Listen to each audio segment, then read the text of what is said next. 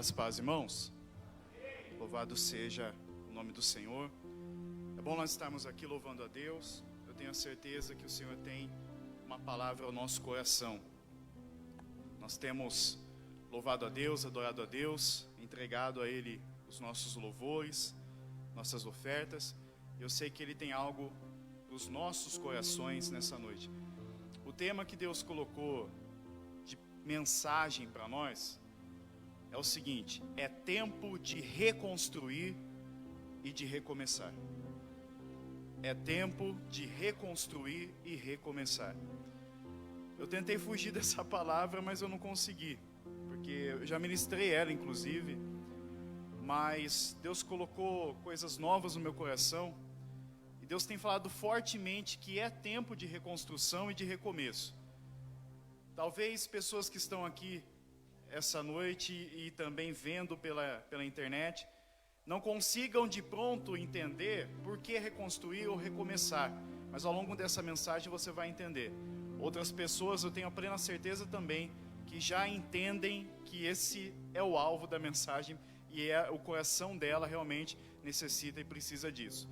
Mas eu peço que você abra sua Bíblia em Esdras, capítulo de número 3, depois de 1 Crônicas, 2 Esdras. Depois de Esdras, Neemias, eu vou pedir para você deixar sua Bíblia aberta, porque nós temos aqui alguns textos para nós falarmos e passarmos por eles essa noite.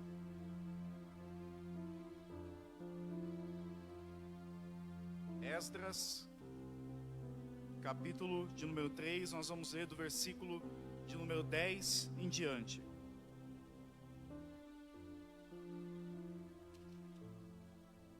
Primeiro e segundo livro de Crônicas, depois Esdras. Todos encontraram, amém? Diz assim: quando os edificadores lançaram os alicerces do templo do Senhor, apresentaram-se os sacerdotes paramentados e com trombetas, e os levitas, filhos de Asaf, com símbolos, para louvarem o Senhor, segundo a determinação de Davi, rei de Israel. Cantavam alternadamente, louvando e rendendo graças ao Senhor com estas palavras: Ele é bom, porque a sua misericórdia dura para sempre sobre Israel.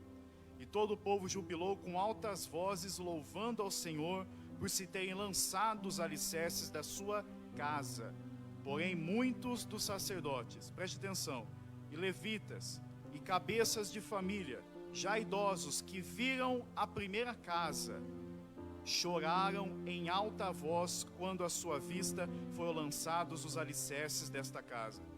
Muitos, no entanto, levantaram as vozes com gritos de alegria, de maneira que não se podiam discernir as vozes de alegria das vozes de choro do povo, pois o povo jubilava com tão grandes gritos que as vozes se ouviam de muito longe. Amém. Povo de Deus, povo de Israel, que foi dividido depois em Reino do Norte, Israel, e Reino do Sul, Judá, passou por um período de correção de Deus, de disciplina de Deus. Período muito doloroso na história dos dois reinos, que complementam a história do povo de Deus como um todo. E o povo de Judá foi levado cativo pela Babilônia. As tropas da Babilônia invadiram Judá, queimaram, saquearam Jerusalém, destruíram o templo do Senhor, e eles foram levados cativos em 3 levas para a Babilônia. Lá, o povo tinha tamanha aflição, que segundo a Bíblia, nos Salmos, nós podemos contemplar, os babilônios chegavam para o povo de Judá e diziam: ei, cantem uma daquelas lindas músicas que vocês cantavam em Sião. E então, o povo judeu exilado na Babilônia, às margens dos rios da Babilônia, penduravam as suas harpas no salgueiro e diziam: Deus, como, Senhor, nós vamos louvar a Ti numa terra estranha, no meio de um povo estranho, de uma religião estranha, de uma língua complicada para nós, que nós não entendemos ainda. Como que nós podemos louvar ao Senhor dessa forma? Tamanha era a dor do povo judeu, de estar exilado, terra estranha, sem poder exercer o culto a Deus. Tudo estava complicado para o povo de Deus nesse momento. Então não havia inspiração, não havia motivação, não havia alegria em louvar e adorar a Deus nesse momento. Eles penduravam as suas harpas nos salgueiros e eles não queriam adorar e nem louvar a Deus em terra estranha. Até que Deus retira o povo judeu de lá. Em 3 levas eles foram levados para lá, em 3 eles retornaram. Quando nós olhamos para Esdras, nós temos que entender que o livro de Esdras e o livro que vem depois, Neemias, originalmente eles são apenas um. Assim como Crônicas, também o primeiro e o segundo é apenas um livro. Para nós houve uma divisão, mas Esdras e Neemias se trata da mesma história e é o mesmo livro. A autoria de Esdras e de Neemias é discutida, uns dizem que foi Esdras, outros Neemias, mas o importante é que um deles realmente foi quem escreveu para nós isso. Nessa história nós temos 3 reis importantes, preste atenção nisso. O rei Ciro, que foi suscitado por Deus para trazer o povo de volta, ou permitir, melhor dizendo, o povo de volta, porque ele era um rei agora da Pérsia. E ele tinha tomado a Babilônia, ele tinha vencido a Babilônia. E quando ele venceu a Babilônia, no primeiro ano do reinado dele, ele soube da história do povo e das profecias. E Deus usou um rei pagão, Deus usou um rei ímpio, para que pudesse o povo de Deus retornar para sua terra, para Jerusalém, reconstruir o templo, reconstruir a cidade, reconstruir os muros. Mas o cenário, nesse momento, com o governo de Ciro, para o povo que permaneceu ainda um restante, um remanescente em Jerusalém, era mais terrível do que se possa imaginar. Não havia, porque foi saqueado, não havia então material para reconstrução. Tanto é que Ciro, no seu decreto, ele libera também ouro, ele libera vasos de prata, de ouro, utensílios, ele libera tudo aquilo que ele pode para ajudar o povo na reconstrução. E em 3 levas eles retornam para Jerusalém. Então são 3 reis importantes: Ciro, Artaxerxes, é um rei importante também, e Dario ou Dário. São 3 reis importantes nessa história. O livro de Esdras trata das 2 primeiras levas que retornaram, e Neemias complementa com a 3ª leva. E o cenário é absolutamente esse: Deus estava tocando no coração de Ciro para que houvesse uma reconstrução. E então o povo começa a retornar com utensílios liberados pelo rei Ciro, e ele começa, o povo, começa a no seu coração colocar o altar em ordem e querer reconstruir o templo. Pois bem, quando eu falo que é tempo de reconstrução e é tempo de recomeço, são 2 coisas extremamente difíceis, porque tem o reconstruir e o recomeçar, que é construir novamente e começar novamente. E essas 2 coisas são extremamente difíceis. Para começar algo, você tem um tipo de motivação. Para começar algo, você está mais animado. Para começar algo, você quer colocar logo em prática. E você se desgasta, você se empenha e você começa algo, constrói algo. Começa e constrói. Mas quando isso é destruído, quando isso é arruinado, reconstruir e recomeçar é muito difícil. Por que o povo de Deus foi levado cativo? Por conta de desobediência. Deus havia levantado Jeremias, Ezequiel, Deus usou boa parte do ministério de Isaías e de tantos outros para dizer: tomem cuidado, Deus vai suscitar contra vocês, se vocês não pararem de rebelião, se vocês não cessarem a idolatria, ficar adorando outros deuses, se vocês não pararem com essa coisa de vocês acham que pelo braço de vocês é que vocês cultivam, plantam e semeiam e colhem, cultivam, plantam, regam, por vocês que fazem isso. Não, tudo vem de Deus, tudo vem de Deus. E Deus estava dizendo: tomem cuidado através da boca dos profetas, porque pode ser que vocês sejam levados para uma terra que vocês não vão querer. Isso vai acontecer. E eles não davam ouvidos. Eles zombavam de Jeremias, que foi o profeta que talvez mais sofreu na mão daquele povo, chamado de profeta chorão, porque ele simplesmente sentia a agonia do cativeiro, ele sentia a agonia da destruição de Jerusalém e do templo, e ele chorava com as profecias. Por dois motivos Jeremias chorava, um por causa das profecias em si, e outro pela rebeldia do povo, e às vezes parecia que nada acontecia. Ele profetizava sem se cansar e parece que nada acontecia, e tudo isso estava na história desenhado e escrito por Deus. O cativeiro veio, as profecias se cumpriram, mas havia também uma profecia de restauração do templo, e havia uma profecia de abundante restauração, de glória, de graça, de novidade de vida, de alegria a ser derramada sobre o povo. E você talvez me ouvindo em casa ou aqui presencialmente, esteja se perguntando o que é que isso tem a ver com a sua vida, como a gente pode aplicar essa história tão terrível e tão gloriosa ao mesmo tempo do povo de Deus para nós aqui. Todos nós temos um chamado de Deus, todos nós temos coisas em nossa vida, momentos em nossa vida, situações, circunstâncias e responsabilidades que foram dadas por Deus. Nós precisamos exercer o que Deus nos deu. Nós precisamos colocar em prática aquilo que o Senhor derramou sobre a nossa vida, e essa é a questão. Às vezes por ou desobediência nossa, imprudência, às vezes por ser negligente em alguma coisa, ou algo que nós deveríamos fazer e não fizemos, ou não deveríamos fazer e fizemos, talvez por tudo isso, nós nos encontramos hoje na mesma situação de Judá e da tribo de Benjamim, que integravam o reino de Judá. Com o templo destruído, sem altar, com os muros no chão e sem as casas que se havia antes. Eu falo isso no aspecto de talvez você que tenha um ministério, e alguma coisa no meio da caminhada, da sua jornada, fez com que você regredisse, parasse ou não quisesse prosseguir.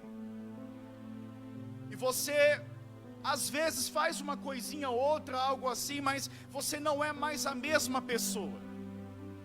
Você não tem mais a mesma motivação. Você não é mais aquele adolescente ou jovem, ou até Deus se chamou já adulto, que no início fazia as coisas querendo ver a glória de Deus se manifestar, para agradar a Deus, não importasse as barreiras, não importasse o que o homem fizesse, você tinha certeza, Deus te chamou, Deus te ungiu, e é para você fazer isso. Ou talvez você não tenha nada a ver com o ministério, mas você já não é mais o mesmo pai que você deveria ser. Você não é mais a mesma mãe que você deveria ser. Você não é mais o mesmo esposo, a mesma esposa. Você não é mais o mesmo filho, porque alguma coisa no seio da família veio como uma avalanche, como tropas inimigas entrando dentro da sua casa e arruinando talvez um relacionamento, um casamento, ou então uma relação de pais para filhos, com envolvimentos em coisas que não eram para existir ou para ter dentro da sua casa. E isso arruinou, destruiu o seu altar de adoração a Deus, destruiu o seu templo de comunhão e destruiu os seus muros de proteção. Você talvez esteja se perguntando como isso se encaixa na sua vida, porque não está dentro desses dois exemplos que eu disse, de ministério e nem da sua família. Mas você era um crente cheio de esperança, você era um crente cheio de observar a vida sob o cuidado de Deus e encontrar Deus em tudo o que acontecia na sua vida. Seja bom ou seja ruim, você sabia que tudo vinha da mão de Deus, e tudo estava acontecendo por permissão, e tudo tinha um propósito de Deus. Mas hoje você não vê mais as coisas dessa forma. Você não consegue mais ser o mesmo crente de antes, você já não tem mais o primeiro amor, você dentro de si já não tem mais o mesmo altar com Deus, entende? Você já não tem mais o mesmo templo de congregar com Deus, você já não tem mais os muros em volta da sua cidade, você hoje só vê uma destruição. Tropas estrangeiras chegaram até você e minaram a graça que você achava que tinha e hoje acha que não tem mais, e minaram de você uma esperança que você colocava em prática em tudo que fazia, e hoje de repente você já não tem mais a mesma esperança. São várias situações, seja por um pecado, seja por abrir o seu palácio que Deus te deu para pessoas que nunca deveriam ter entrado lá. Qualquer uma dessas coisas, alguma coisa abalou você, alguma coisa machucou você, alguma coisa está em conflito com você até o dia de hoje. Pode ser que tenha se resolvido com alguma pessoa, com algo ou com alguém. Pode ser que você já não esteja mais com aquele ressentimento ou aquela mágoa. Mas e você? Por que você não é mais o mesmo? Mas e você? Por que você não tira mais aqueles momentos de oração como antes? Mas e você? Por que é que você não está animado em reconstruir o seu altar, o seu templo, a sua cidade e os seus muros? Por quê? Ah, mas Robertson, eu não me vejo nessa situação. Pois bem, quando o povo retorna, a primeira leva, e até na segunda, o objetivo era reconstruir o templo. Em primeiro lugar, reconstruir o templo, porque judeu não é nada sem o templo. É a história do povo, eles têm aquilo como casa de Deus, como local de culto. Então, para tudo o resto, tudo mais andar, tinha que ter o templo. Então, para reconstruir é mais difícil, porque você tem que replanejar, porque talvez você tenha que tirar entulhos, entende? Limpar o terreno. E limpar o terreno e tirar entulho dói, porque você está vendo escombros daquilo que um dia esteve em pé. Dói porque você está vendo aquilo destruído na sua vida, e talvez você não queira mexer em algo que está destruído na sua vida. Mas o Espírito Santo essa noite quer comunicar ao teu coração: mexe, tira o entulho, limpa o terreno, porque é tempo de reconstruir e é tempo de recomeçar com Deus. Por mais que doa relembrar a cena de novo, por mais que seja angustiante e te dê um nó na garganta, de repente você ter que colocar a mão nisso, mexer nessa ferida, mas o Espírito Santo te trouxe aqui para dizer: é tempo de Ele soprar uma brisa suave de esperança na tua vida e de recomeçar, você restaurar tudo aquilo que está derrubado na sua história. Você está bem, você não está mal. A questão é que você já esteve melhor. Entende? Você não está mal. E eu não estou aqui para dizer que você está desviado. Não estou dizendo aqui que você não tem mais um ministério. Não. Às vezes a gente está normal. A questão é que o nosso normal hoje não é o normal de antigamente. O normal de antigamente era muito melhor. E às vezes há uma linha tênue entre nós estarmos amadurecendo e nós estarmos esfriando. Porque muitas vezes nós chamamos de amadurecimento aquilo que a gente na verdade está esfriando. Ah, mas eu não faço mais isso porque eu amadureci. Mas quando você fazia, você é inundado pela graça de Deus. Ah, eu não faço mais isso porque a gente vai crescendo, né? Vai entendendo de uma outra forma. Mas a questão não é essa. A questão é que na nossa vida, muitas vezes isso é uma desculpa para nós não estarmos no mesmo lugar que sempre deveríamos estar com Deus. O povo começa a reconstruir. O povo começa a buscar a Deus. A primeira coisa que o povo faz em Esdras, no início do capítulo 3, é levantar um altar. Porque, irmão, não tem como reconstruir e não tem como recomeçar se não iniciarmos pelo altar. Não tem como reconstruir e nem recomeçar se o primeiro lugar que nós não prestarmos atenção, não dermos o devido cuidado, seja o altar. Se nós não fizermos isso, não tem reconstrução.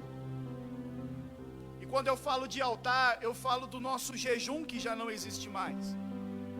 Quando eu falo de altar destruído, eu falo da nossa consagração na vida que já não existe mais. Quando eu falo de altar destruído, eu falo de falta de vontade de fazer as coisas como nós fazíamos antes. Deixa eu falar para você uma coisa.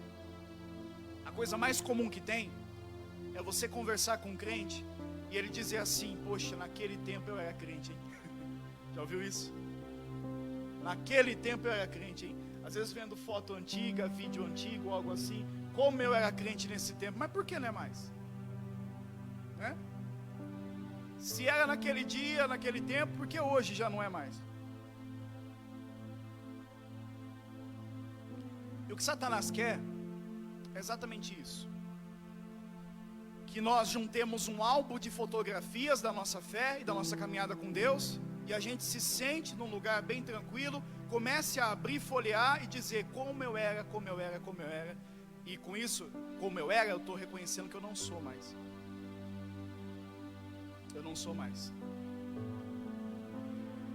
E é assim com o teu casamento, e é assim com o seu cuidado paterno, materno, e é assim na sua posição como filho, e é assim na sua posição como homem e mulher de Deus, é assim no seu ministério, é assim em relação à perspectiva da vida, e ainda que não seja em nada do que eu disse, é assim na sua comunhão com Deus, que muitas vezes já não é mais a mesma.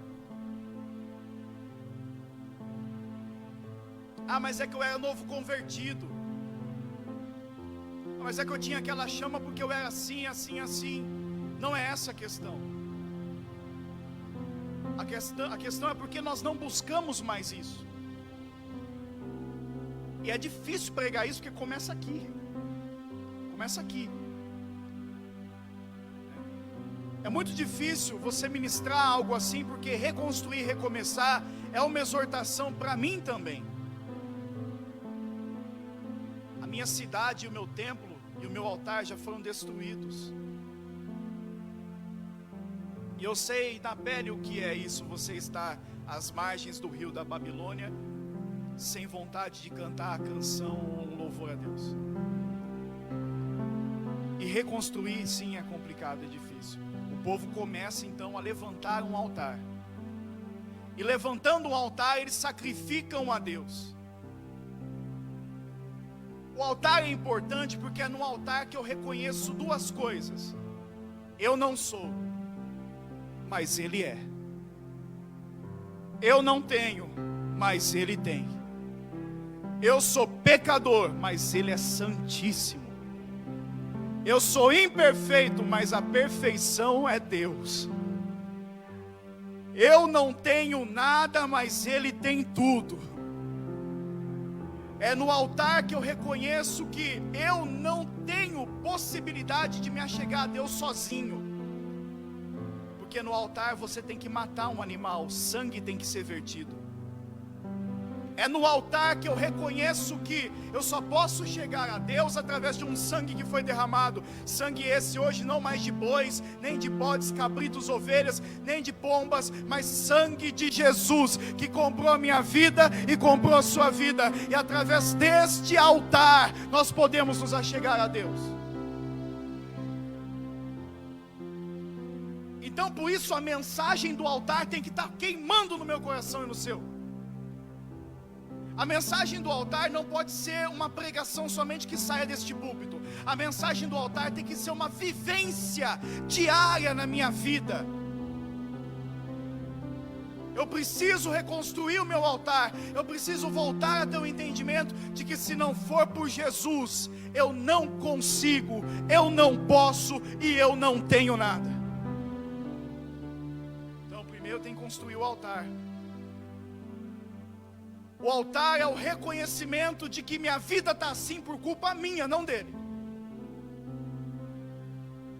O altar é reconhecimento de que Ele avisou. O altar é reconhecimento de que Ele falou. O altar é reconhecimento de que Ele exortou várias vezes e mesmo assim eu fiz.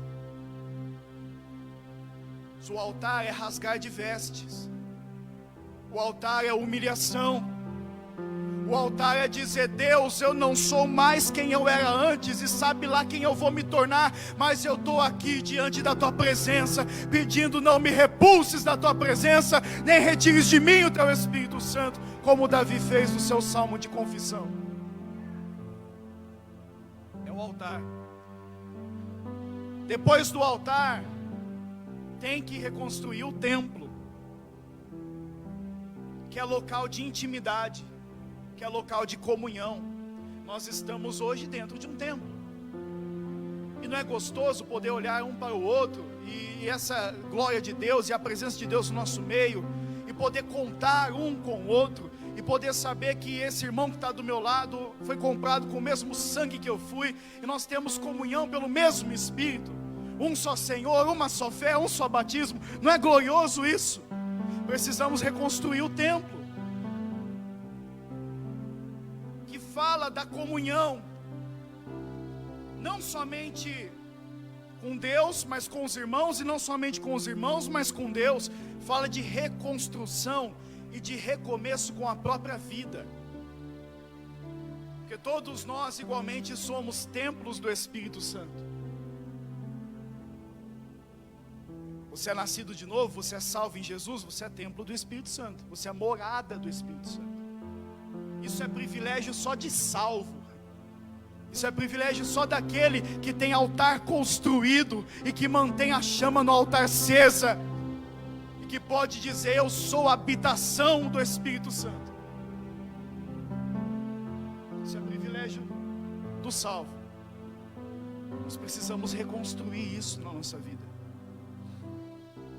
Vontade novamente de confiar, vontade de novamente se entregar, vontade de novamente ser servo, vontade de novamente confiar mesmo, de você simplesmente olhar para um e para outro e dizer: somos uma família. Não importa quem te machucou no passado, não importa se algum líder te feriu.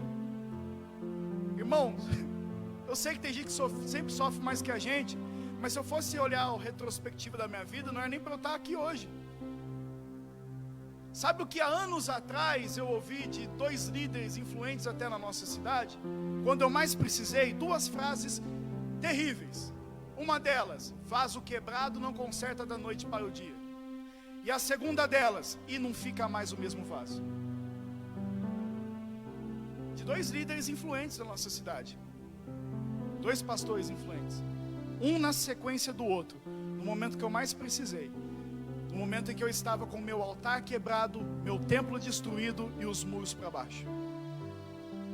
Foi isso que eu ouvi: vaso quebrado não conserta da noite para o dia. Concordo, não conserta da noite para o dia, só que o oleiro não é o homem. E não fica mais o mesmo vaso, também concordo, porque ele torna a fazer outro vaso segundo bem lhe pareceu. Então, meus irmãos, não importa a caminhada, não importa as feridas e as marcas, reconstrua o seu templo. Comece pelo seu altar e reconstrui o seu templo. Saiba que você é amado por Deus, saiba que você é querido pelos seus irmãos e amado também pelos seus irmãos. Saiba que você pode contar conosco, pois somos uma família. Confie de novo, acredite de novo, se levante de novo. Tempo de restauração e recomeço para a tua vida. Só que veja, dentro de nós temos 2 gerações terríveis. Uma terrivelmente boa, outra terrivelmente ruim. Como assim, Robertson? O texto que a gente leu, não esqueci dele não. O povo tinha retornado, tinha sacrificado, tinha construído o altar, só que agora faltava o templo, além da cidade dos muros, claro. Só que você percebe como a construção é de dentro para fora? Como o Espírito Santo faz? Você não se perguntou por que eles não começaram pelos muros da cidade, assim ninguém viu o que estava acontecendo lá dentro? Você não se perguntou por que eles não começaram pelos muros e pelas casas, assim eles tinham mais talvez privacidade, ou de repente ninguém poderia ver o que estava acontecendo lá? Mas a questão é o seguinte: o Espírito Santo começa de dentro para fora. De dentro para fora. Ele começa a mudança no nosso interior, no nosso altar, aqui dentro do coração. Isso reflete no nosso templo, que é o nosso corpo, o templo do Espírito Santo. E até então influenciar os nossos muros influenciar a nossa cidade que vai ser construída e edificada. O povo constrói o altar, agora eles vão lançar os alicerces do templo. São tempos e tempos, anos de construção, até que eles fundam e lançam os alicerces do templo. Só que acontece uma coisa interessante. O povo está reunido para ver os fundamentos do templo, eles já começam a ter uma ideia, o esqueleto do templo já está lá. Só que tem duas gerações nesse momento ali. Uma geração bem velhinha, porque o cativeiro durou 70 anos. Uma geração bem velhinha, de cabelo branquinho já, composta por sacerdotes, anciãos, pessoas que tiveram a sua história ali também, um pouco antes do exílio, um pouco depois do exílio, e 70 anos dentro do exílio. Então esse povo mais antigo olhava para o templo que Salomão tinha construído, que foi destruído, e dizia assim: jamais, nunca mais nós vamos ter um templo como aquele, nem o mesmo esplendor, nem a mesma beleza, nem os mesmos fundamentos, firmamentos. Nós nunca mais na nossa história teremos um templo como aquele. E eles choravam, eles pranteavam, eles choravam demais, em prantos eles estavam. Só que tem a outra geração, a mais nova, que nunca viu o templo. Uma geração que foi nascida no exílio. Uma geração que agora volta também para Jerusalém. Isso quem voltou, porque muitos ficaram na Babilônia por causa das posses que tinham, acredite vocês, preferiam ficar na Babilônia. Mas muitos da geração nova que retornaram, olhavam para aquele templo e se alegravam, jubilavam a Deus e glorificavam o nome do Senhor, dizendo: agora nós temos a casa de Deus sendo construída no nosso meio. Essas duas gerações estão em guerra dentro de nós. Essas duas gerações existem dentro de nós. Uma geração que olha para trás, ou um lado nosso olha para trás e diz assim: mas eu já fui melhor, mas eu acho que nunca mais vai acontecer na minha vida o que aconteceu antes. Eu nunca mais vou ter a mesma graça, a mesma glória. Eu não sei o que vai acontecer, mas eu não consigo mais ser a mesma pessoa de antes. E a geração nova também dentro de nós, o outro lado, dizendo: mas tem uma possibilidade de reconstrução, tem ainda uma esperança. Deixa eu dizer para você, entre o desastre e a esperança existe o recomeço. Entre essas duas gerações, o que vai decidir, o que vai prevalecer é o recomeço. Não importa se você olha para trás e diz: eu já fui melhor, eu não sou mais quem eu sou. O que importa é que dentro de você também tem uma esperança que diz: eu sei que Ele pode fazer de novo, eu sei que tudo pertence a Ele. Aleluia. Pois bem, e as vozes se misturavam de júbilo e de tristeza. O barulho do choro se misturava com os risos e cânticos de alegria. Eu quero abrir um parênteses também e falar da nossa geração. Infelizmente, nós somos uma geração que mais tem acesso ao conhecimento. Ou felizmente. Por que infelizmente, Robertson? Infelizmente porque tem um lado ruim. Qual é o lado ruim? Hoje nós implicamos com detalhes. Hoje tem gente que não escreve nem Deus, Deus é D-us, né? Nós somos uma geração que implica com tantas coisas assim, com detalhezinhos que não fazem sentido. Mas nós não estamos vendo mais salvação, não estamos vendo mais milagres, não estamos vendo mais transformação. Nós somos uma geração nova que nunca viu o templo de antes. Nós somos uma geração nova que não sabe o que é alguém pisar na igreja e Deus levantar um em profecia, em línguas, e o outro interpretando. Nós somos uma geração que não sabe o que é Deus tomar a igreja toda e sem imposição de mãos e nem nada, paralíticos começarem a levantar e a andar, batismo com o Espírito Santo acontecendo. Nós jovens de hoje, ou geração mais nova, nem temos ideia do que é isso. A gente acha que hoje a gente está abafando, pela música moderna que nós temos, pelo entendimento diferenciado que nós temos. Mas quando é que você salvou não, porque quem salva é Deus, mas quando é que você discipulou uma vida? Quando é que você conseguiu ganhar, entre aspas, alguém para Jesus? Quando é que nós colocamos a mão na massa e fizemos a diferença? Nós somos uma geração que olha os alicerces de um templo que foi destruído e se alegra com isso. Enquanto isso, tem uma geração que sabia que chegava-se na igreja, a gente gastava e investia muito tempo em oração, buscando a Deus, e coisas sobrenaturais aconteciam. Era uma geração que não sabia nem ler a Bíblia direito. Era uma geração ignorante muitas vezes, mas era uma geração sincera diante de Deus e que presenciou os maiores milagres em nome de Deus. Os príncipes do pentecostalismo, por exemplo, na história da nossa igreja pentecostal no Brasil. Então há duas gerações dentro de nós, há duas gerações fora de nós. A questão é, nós precisamos recomeçar e reconstruir. O povo estava entristecido, machucado, angustiado. Os anciãos tinham a razão deles. Eles viram um templo em que na inauguração os sacerdotes não conseguiram ministrar. Eles viram um templo em que a glória de Deus encheu toda a casa e ninguém conseguiu ficar em pé. Eles viram um templo em que a nuvem da glória de Deus descia sobre a casa do Senhor.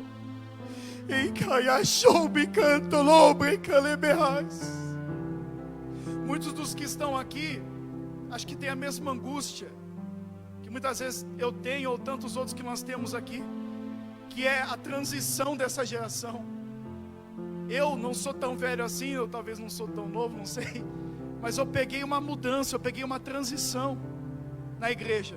Eu peguei o finalzinho do primeiro templo, da primeira casa, e eu estou vendo a construção ou reconstrução da segunda. Então a gente acaba vendo e entrando em conflito, isso alegoricamente falando, óbvio, e a gente percebe que muita coisa mudou. Muita tecnologia, ótimo, glória a Deus, aleluia. Muito conhecimento, muito bom. Porque antigamente teologia, por exemplo, era algo escasso.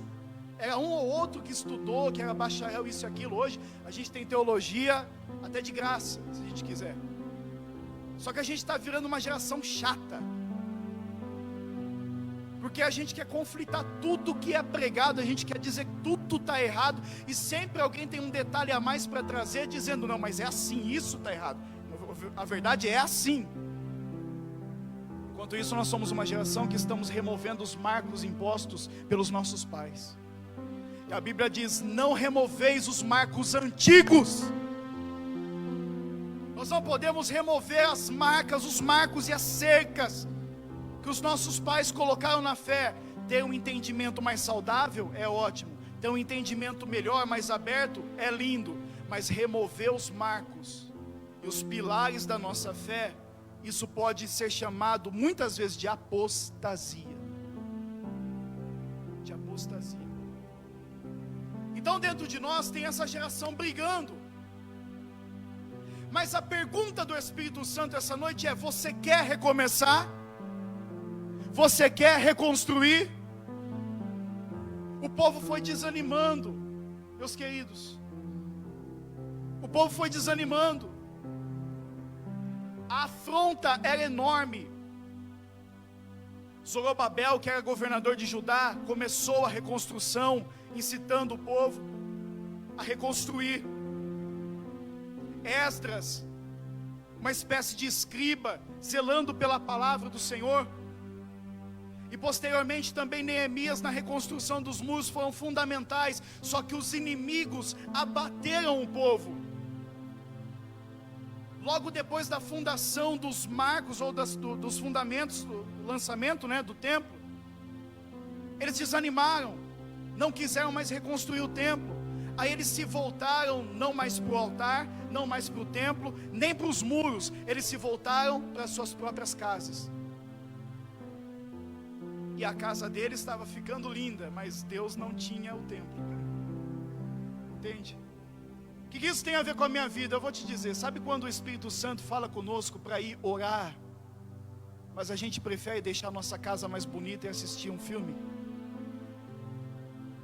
Sabe quando Deus nos leva a ler a palavra, mas a gente diz assim, mas depois que eu fizer isso eu faço, e a gente nunca mais volta para ler a palavra. É isso que significa não construir ou reconstruir o templo e se importar com a nossa casa. Entende? Nós vamos deixando as coisas de Deus de lado, e aquilo que é fundamental para a nossa vida já não tem mais o mesmo sabor. Só que tudo aquilo que é de nosso interesse a gente faz, e faz muito bem feito. A gente faz e faz muito bem feito. Por isso que eu disse que é duro pregar isso aqui, porque bate primeiro no pregador, né? O negócio é um pouquinho estreito. Mas nós vamos pedir nessa noite que o Espírito Santo renove a esperança e a força para nós recomeçarmos, reconstruirmos, em nome de Jesus. E o povo tocando barco, vivendo a sua própria vida, tudo normal, estavam bem, mas já estiveram melhor. Estavam ali com a sua vida comum, mas não percebiam que ainda estavam sem tempo. As pessoas dizendo, ei, não vai dar certo esse negócio não, esquece isso, demora muito para se construir um templo, a gente nem tem muitas vezes o material necessário, vai demorar um tanto, vamos cuidar da nossa casa, é mais rápido, mais simples, mais fácil. Porque tudo que envolve a nossa carne realmente é mais simples, mais rápido e mais fácil. Tudo que envolve as nossas vontades é melhor para nós, no nosso entendimento, mas a Bíblia diz que pode ser até caminhos de morte. A palavra do Senhor diz que há caminhos que para o homem parecem de vida, mas no final levam à morte. Então para nós tem coisas que são mais simples, mais fáceis, mais interessantes do que as coisas de Deus. E nós sempre arrumamos uma desculpa para não fazer o que sabemos que devemos fazer. Só que aí, diante de tudo isso, eu peço que você abra a sua Bíblia em Ageu, já eu termino. Em Ageu, capítulo de número 2.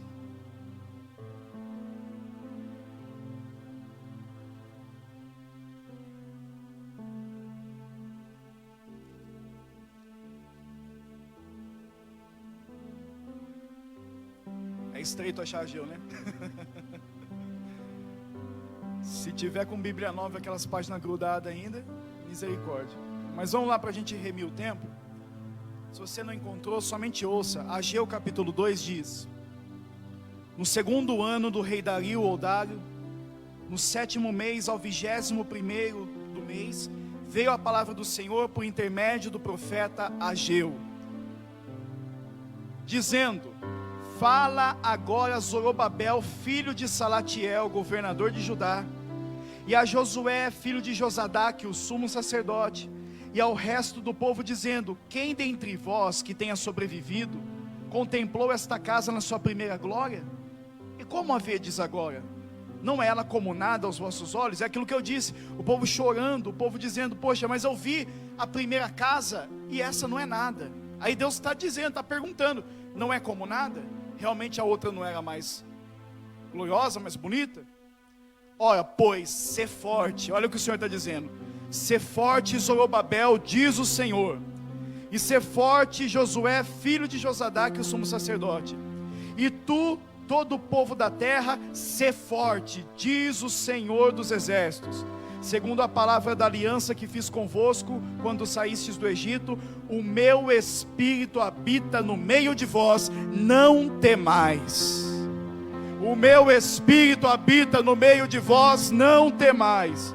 Pois assim diz o Senhor dos exércitos: ainda uma vez, dentro em pouco, farei abalar o céu, a terra, o mar e a terra seca.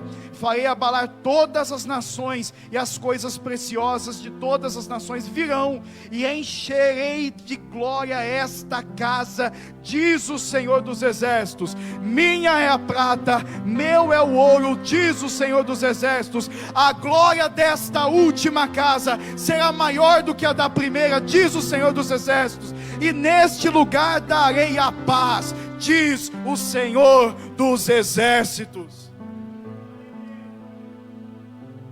Deus levanta Ageu e Zacarias para profetizar nesse período. começa com Ageu dizendo, olha para o início de Ageu diz, olha, vocês estão construindo a casa de vocês, ela está linda, parabéns, mas aí Deus diz, e a minha? E a minha? Vocês têm se dedicado aos seus afazeres, vocês têm planejado, vocês têm projetos, e os meus?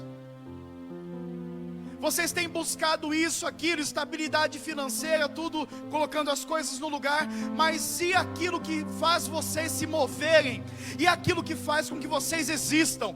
E aquilo que é minha glória, minha casa, meu trabalhar, meus projetos, meus planos, e eu?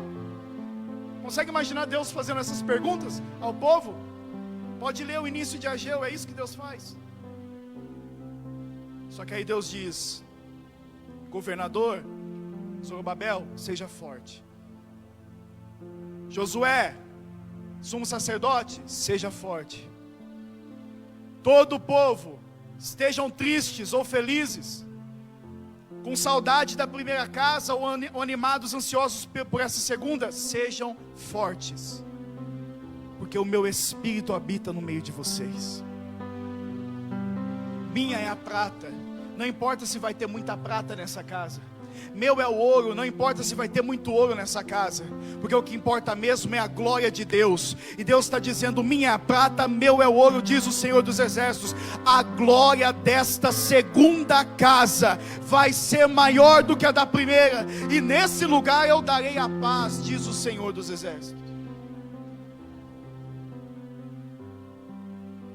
Seu casamento começa de novo hoje.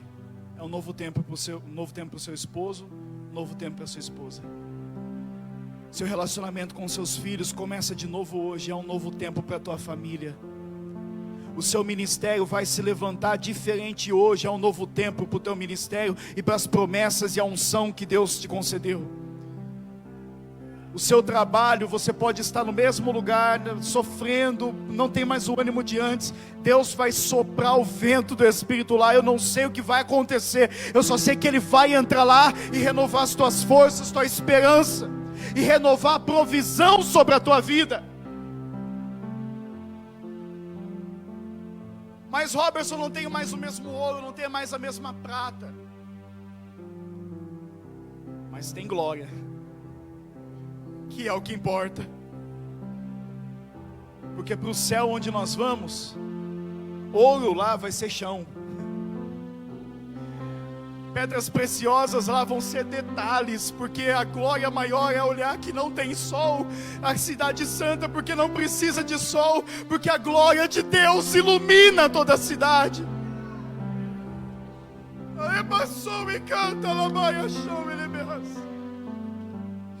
Aleluia! É tempo de recomeçar, é tempo de reconstruir, é tempo de abraçar as promessas que Deus te fez, e acreditar que ainda que Satanás esteja dizendo para você que não dá mais, que você já fez mesmo e agora não importa, o Espírito Santo vai te levantar e dizer, vale a pena continuar orando para o marido se converter, vale a pena continuar orando para o filho retornar, vale a pena continuar buscando a Deus pelo ministério, vale a pena pedir para Deus abrir portas aonde nem muro tem. Deus pode fazer coisas novas para as nossas vidas nessa noite. Vale a pena. Vale a pena. Você vai reconstruir hoje. Hoje. Se você não fechou sua Bíblia, pula umas páginas. Zacarias capítulo 3. Essa é uma palavra para quem se sente afrontado pelo diabo. Essa é uma palavra para quem tem um tribunal da consciência dizendo, não dá mais porque você já arruinou a sua vida. Não dá mais porque você arruinou seu ministério. Não dá mais porque você arruinou a sua casa. Não dá mais porque você destruiu tudo que podia destruir. Zacarias também profetiza no tempo do exílio, ou melhor, pós-exílio da reconstrução, junto com Ageu, incentivando Zorobabel, Neemias, Esdras. E Deus dá uma visão a eles sobre o âmbito espiritual das coisas. E olha só o que Deus diz. Deus me mostrou o sumo sacerdote Josué, Zacarias dizendo, o qual estava diante do anjo do Senhor, e Satanás estava à mão direita dele, para se lhe opor. Mas o Senhor disse a Satanás: o Senhor te repreende, ó Satanás. Sim, o Senhor que escolheu a Jerusalém te repreende. O Senhor que escolheu a tua vida está repreendendo Satanás hoje. Não é este um tição tirado do fogo? Olha, Josué trajado de vestes sujas. Olha como estava Josué, trajado de vestes sujas, estava diante do anjo. Tomou este a palavra e disse aos que estavam diante dele: tirai-lhe as vestes sujas. A Josué disse: eis que tenho feito que passe de ti a tua iniquidade, e te vestirei de finos trajes. Deus vai fazer isso com a tua vida essa noite. Não importa a acusação de Satanás, o que tem ocorrido. Não importa se a sua consciência se forma um tribunal muitas vezes na sua vida, ou durante muitos dias da sua vida, dizendo: você já pecou mesmo, você já chutou o balde mesmo, você já fez o que não devia. Agora não adianta mais chorar, agora não adianta mais buscar, e você não tem força para buscar, você não tem força mais para jejuar, porque foi cansativo construir, está sendo muito mais reconstruir. Mas o Espírito Santo está aqui essa noite para dizer: a prata, o ouro é dele, e a glória ele garante. E para dizer para você: se as vestes estão sujas, mediante o teu arrependimento e a vontade de recomeço com Deus, e a vontade de renovo de Deus, ele vai lavar as tuas vestes, trocar as tuas vestes, colocar em você novas vestimentas e justificação. Ele vai passar de ti o teu pecado, passar de ti a tua iniquidade, e te levantar como uma Jerusalém reconstruída diante da presença dele. Construir o altar, precisa acabar o templo, porque é nesse templo que Deus vai dar a paz.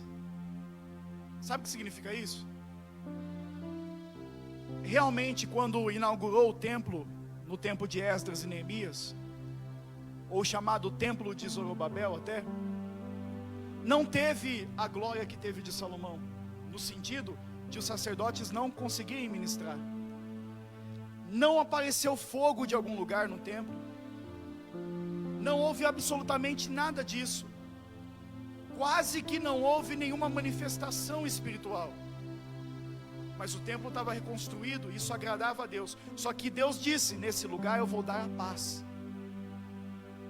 Anos e anos, séculos e séculos depois, um bebezinho entra naquele templo, nos braços de uma mulher chamada Maria. E alguém, um anciãozinho, pega aquele bebê no templo, olha para aquele rostinho de bebê e diz: Deus, pode levar em paz o teu servo, porque os meus olhos viram a tua salvação. Jesus entrou naquele templo para ser apresentado. É por isso que a glória vai ser maior. Talvez, meu querido, não tem mais sapatear, não tem mais rodar no Espírito, talvez não tenha mais nada disso, talvez não tenha mais tantas e tantas línguas como antes, mas de uma coisa eu sei: Ele está construindo Jesus em você, Ele está fazendo Jesus nascer de fato em você. Você vai ver a glória do Mestre, do nosso Senhor, do nosso Salvador. Por isso a glória vai ser maior. Não vão ser momentos que passam, mas vão ser coisas que ficam. Não vai ser coisa de emoção, mas vai ser coisa de firmeza e raiz no Evangelho de Cristo. Deus está fazendo algo diferente. Se coloque de pé em nome de Jesus.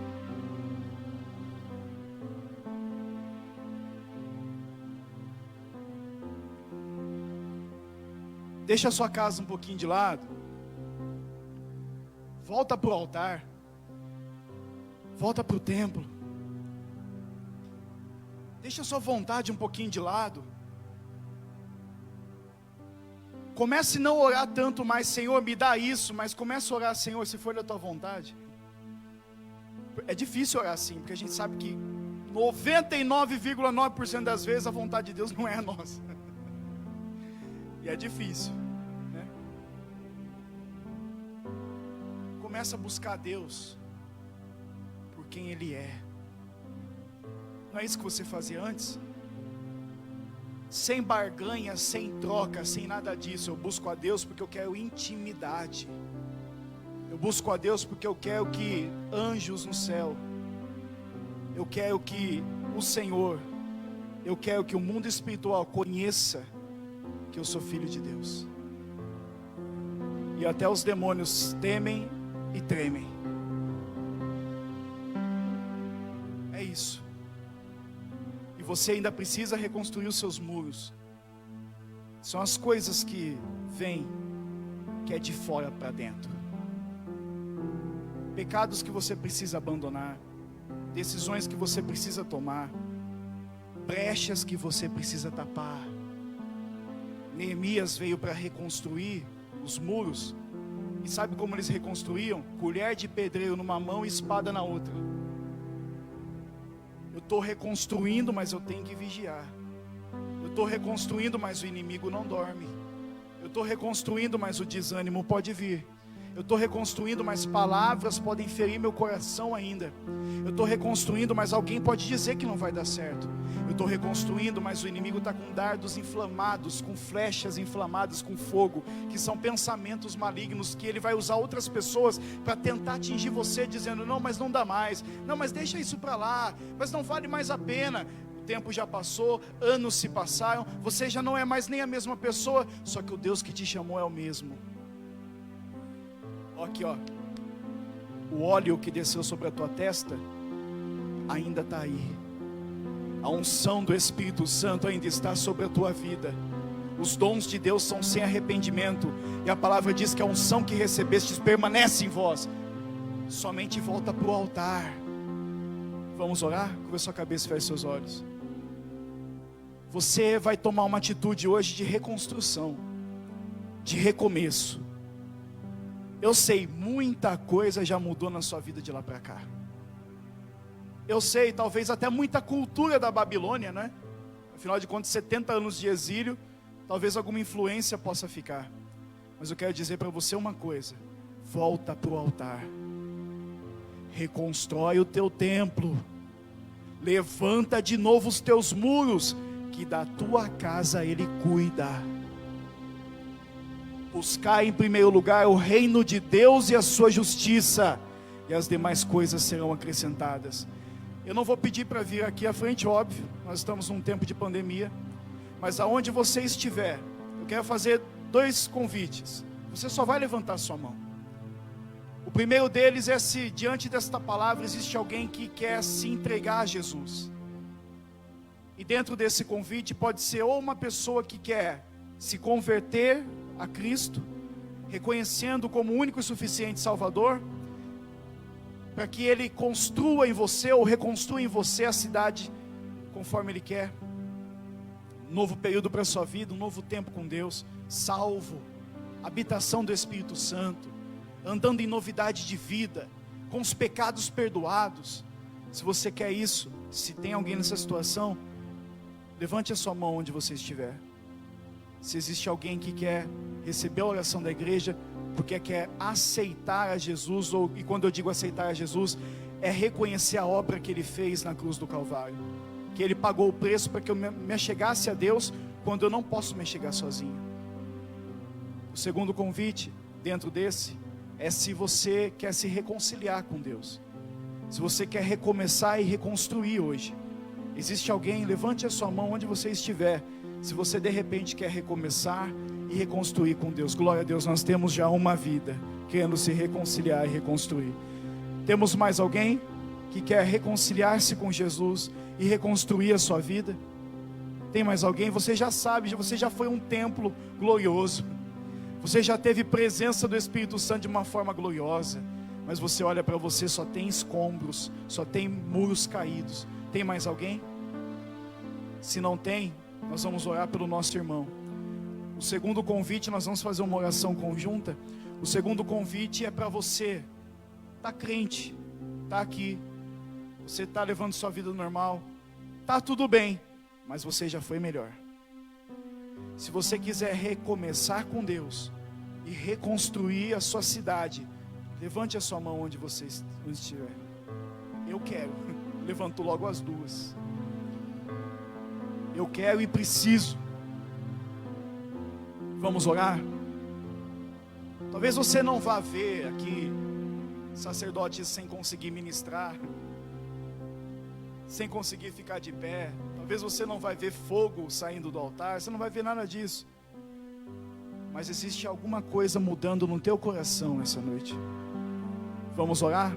Pai Santo, nós te agradecemos pela tua palavra. Como é difícil recomeçar, como é difícil reconstruir. Mas entre o desastre e a esperança existe uma palavra chamada recomeço. E nós queremos recomeçar pela esperança que nós temos, de que tu é a prata, teu é o ouro. A glória desta segunda casa vai ser maior do que a da primeira, porque neste lugar o Senhor dará paz e revelará para nós Jesus. De uma forma tremenda, o Senhor revelará Jesus de uma forma que nós nunca vimos antes, nunca tínhamos entendido antes. O perdão, a correção, a exortação, a graça, o amor. Pai, eu quero te pedir pelo teu Espírito Santo, renova as nossas vidas essa noite. Recebe o nosso querido irmão que se reconcilia contigo, Jesus. Recebe o nosso irmão e, como a palavra que eu li, troca as vestes. Perdoa os pecados, renova a vida, renova a comunhão, renova o entendimento, e que ele cresça na graça e no conhecimento do Senhor, e seja guardado e blindado por Ti. Nós repreendemos toda investida no plano espiritual contra a vida do nosso irmão, que retorna para Ti, e pedimos que o Senhor o cubra com o sangue de Jesus. Pai, obrigado pela Tua palavra. Obrigado pela reconstrução. Obrigado, Senhor, pelo recomeço. Obrigado, Senhor, porque Tu és bom e a Tua misericórdia dura para sempre. E que nós possamos levar isso para as nossas casas e levar isso para o nosso dia a dia e recomeçar e reconstruir em todo lugar. Amém. Deus abençoe a todos em nome de Jesus.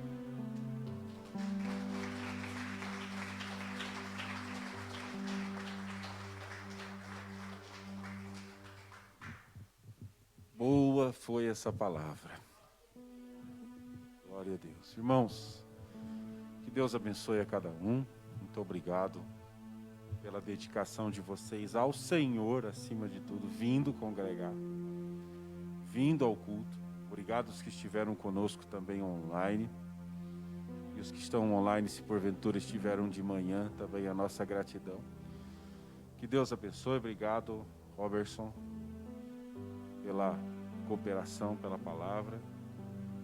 Obrigado a vocês todos, os irmãos que estiveram nos visitando, voltem sempre. Deus abençoe vocês. Muito obrigado mesmo pela presença dos irmãos. Os da casa estão sendo sempre leais. Essa igreja abençoadíssima que somos nós, o povo, né?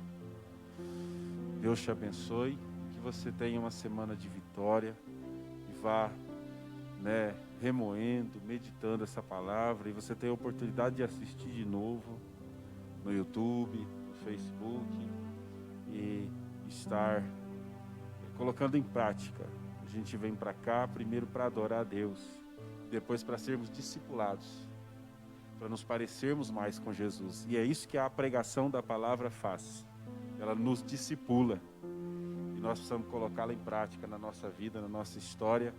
E assim nós vamos obter os resultados do poder do Evangelho em nós. Que Deus abençoe mesmo, irmãos, a todos. Quarta-feira nós temos culto também, e domingo que vem. E muito obrigado mesmo pela presença de todos. Gratos a Deus pela sua palavra, gratos a Deus pelos louvores, gratos a Deus pela vida de todos. Ele acabou de orar, nós acabamos de orar, então não creio que necessite de mais uma oração. Então faça assim com a sua mão, um gesto de fé. Faça por fé, não por religiosidade. E eu declaro sobre a tua vida o que está na palavra de Deus, que a graça de nosso Senhor e Salvador Jesus Cristo, que o amor de Deus Pai e que a consolação do Espírito Santo esteja sobre nós, permaneça sobre nós. E todo o povo de Deus diga: amém! Uma salva de palmas mais para Jesus. Deus te abençoe. Vai na paz. Seja grato, somos gratos. Eu sou grato pela sua vida, somos gratos pelos louvores, somos gratos pela palavra. Somos gratos pela sua presença. Deus te abençoe. Vai na paz do Senhor. Aleluia, glória a Deus. Todos os nossos irmãos que estiveram online, muito obrigado também. Em nome de Jesus. Deus te abençoe.